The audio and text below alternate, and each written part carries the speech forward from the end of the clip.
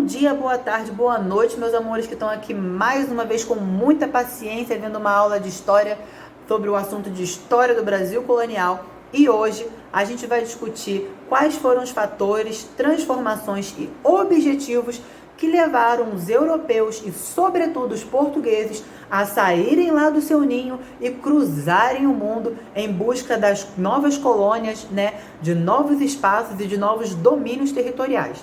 Com isso, o título do nosso vídeo 3 é A História do Encontro, Expedições Portuguesas pelo Mundo. E encontro, hein? Não é descobrimento, pessoal.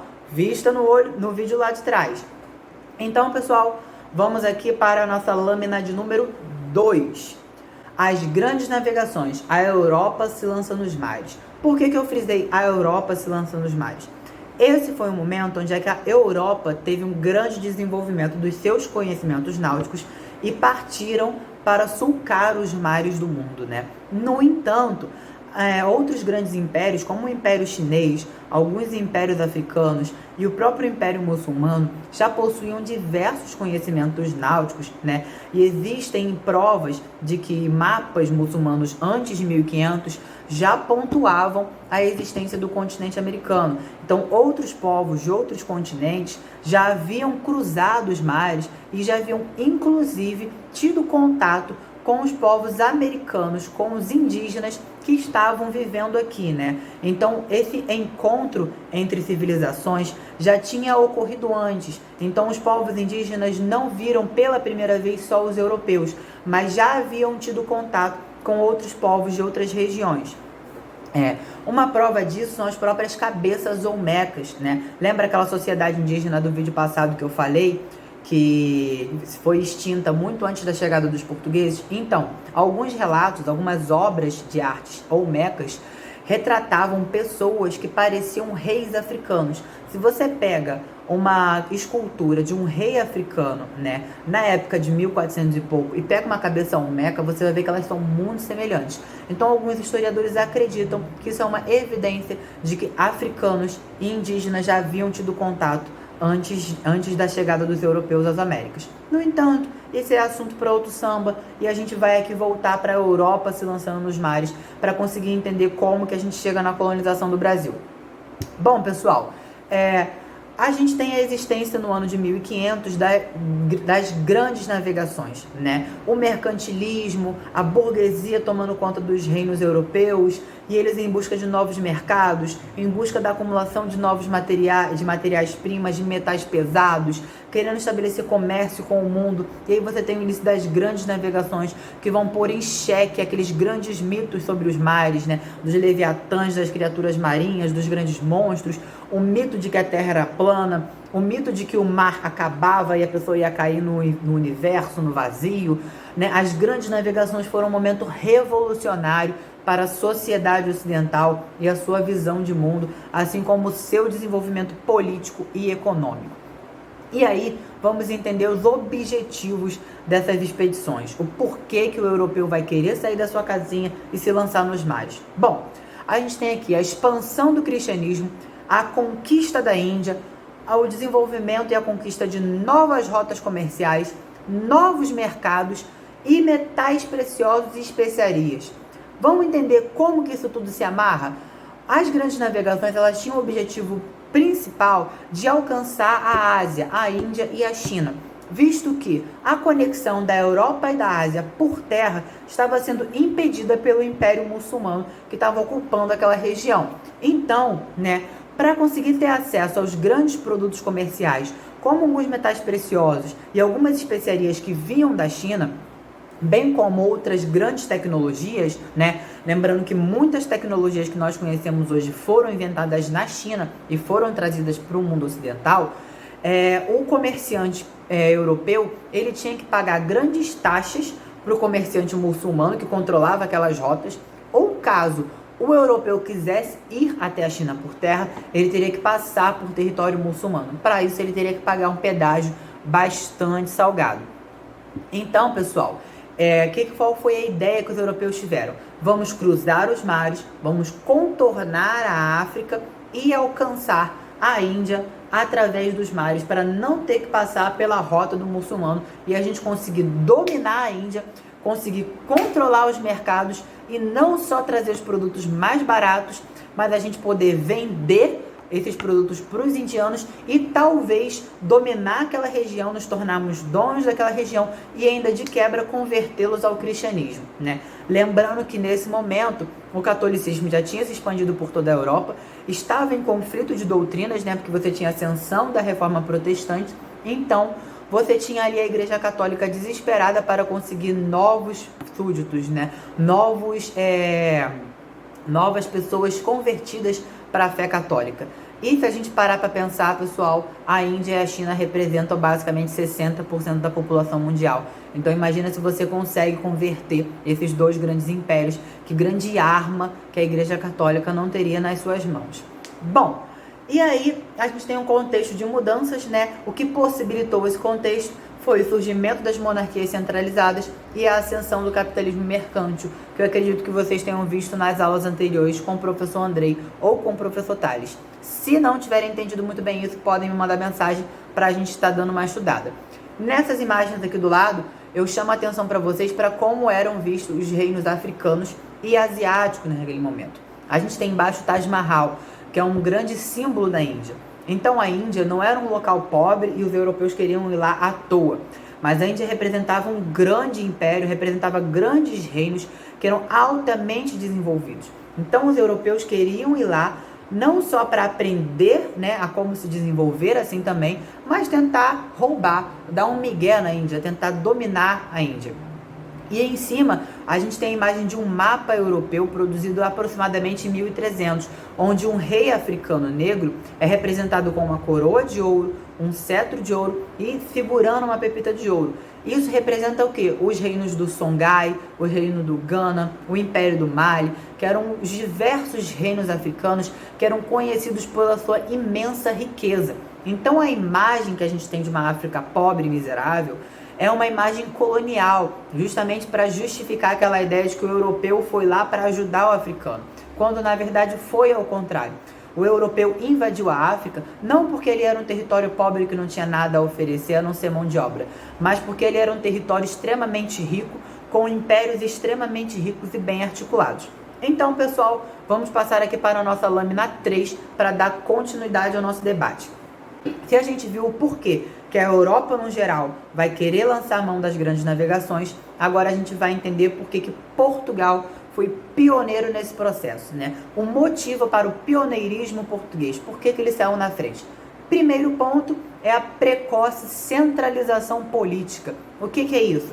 Nesse mapinha que eu coloquei aqui em cima, se vocês observarem nessa parte em verde, era uma parte dominada pelos muçulmanos mouros, ou seja, os muçulmanos africanos, que invadiram a Europa e que colonizaram a Europa por muito tempo. Pasmem, não foi só a Europa que colonizou o mundo não, galera. O europeu não é tão brabo assim, eles também já foram colonizados, inclusive, por africanos. Então, né, os reinos que na época estavam ali sendo empurrados para cima graças à colonização muçulmana, que se estabeleceu ali por quase 300 anos, eles decidiram se unir para fazer a Guerra de Reconquista e a Guerra da Retomada da Península Ibérica. Com essa união, eles conseguiram não só, né, expulsar os mouros, mas conseguiram também estabelecer um reino unido e centralizado, o que é mais fácil de se organizar e de se desenvolver. Com essa vitória da guerra, Portugal desenvolveu seu espírito aventureiro, ou seja, consegui derrotar os muçulmanos, agora eu consigo tudo, consigo me lançar pelo mundo e sair conquistando o que eu quiser. Além disso, a gente vai ter o papel da burguesia empreendedora em Portugal. Os burgueses em Portugal vão investir pesadamente no desenvolvimento dos conhecimentos náuticos, porque era do interesse deles, né, a instituição das grandes navegações para conseguir os novos mercados. Então, os comerciantes da burguesia vai ter um papel muito forte nesse pioneirismo português.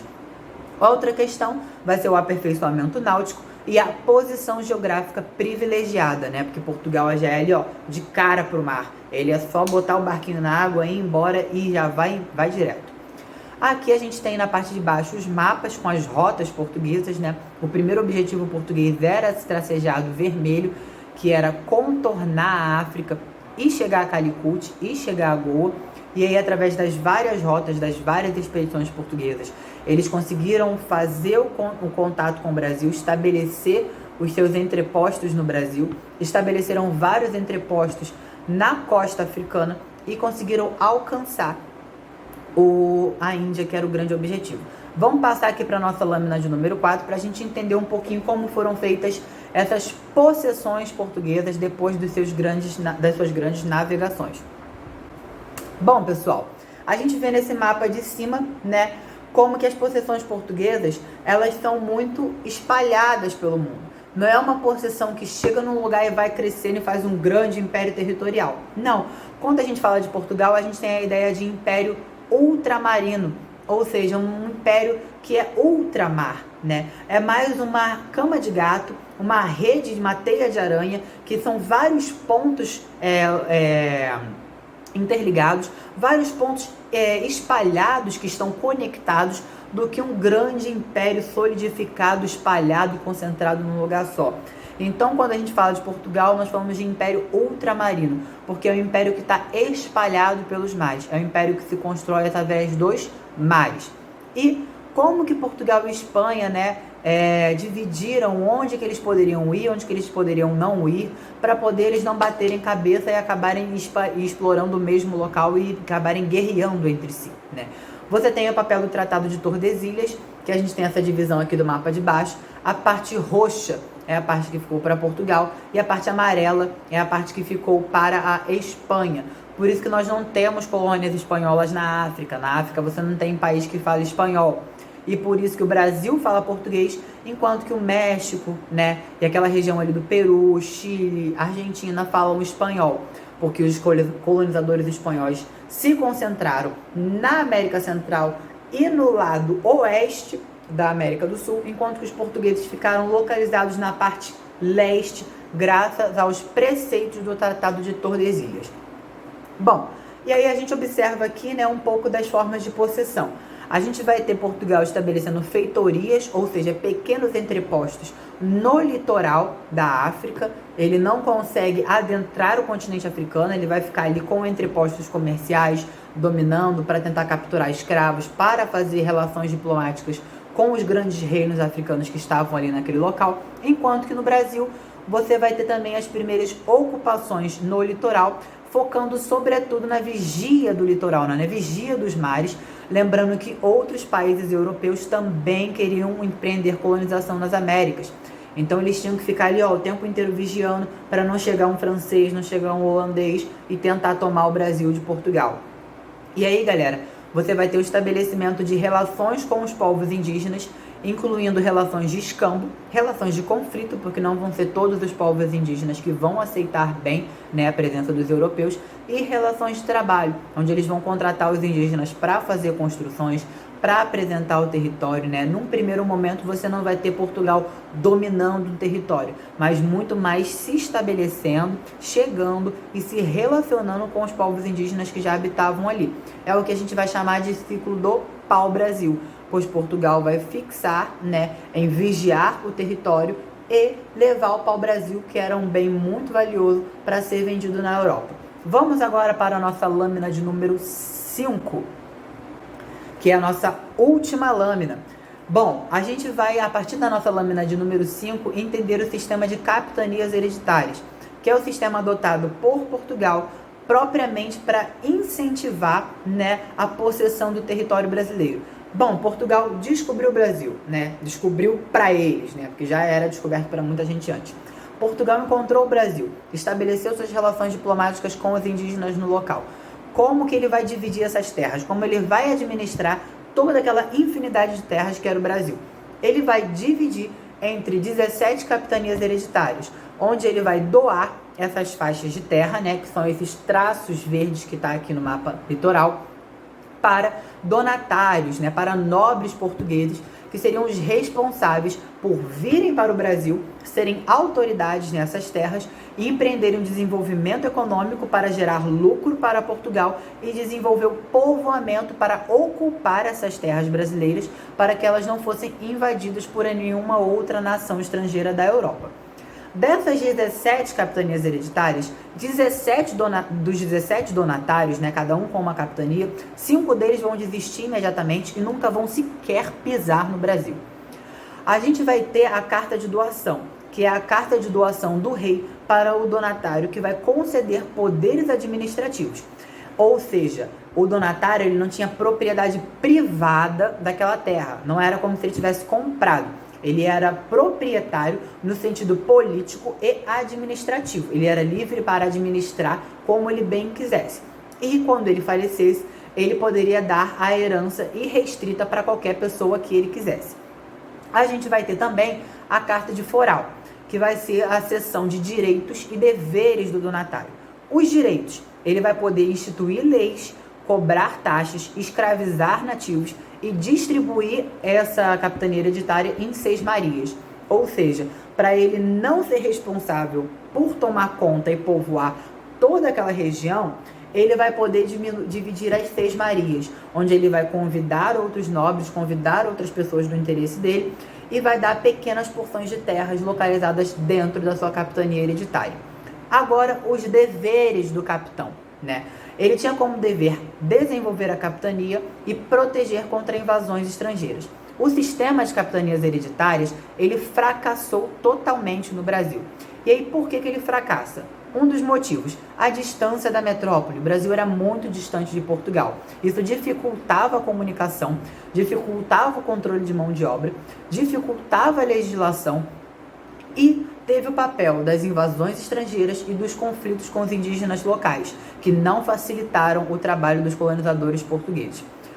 Dessas 17 capitanias hereditárias, 15 fracassaram e apenas 2 prosperaram, que foram as capitanias de São Vicente e Pernambuco. Anotem isso porque o Enem gosta de fazer essa pergunta.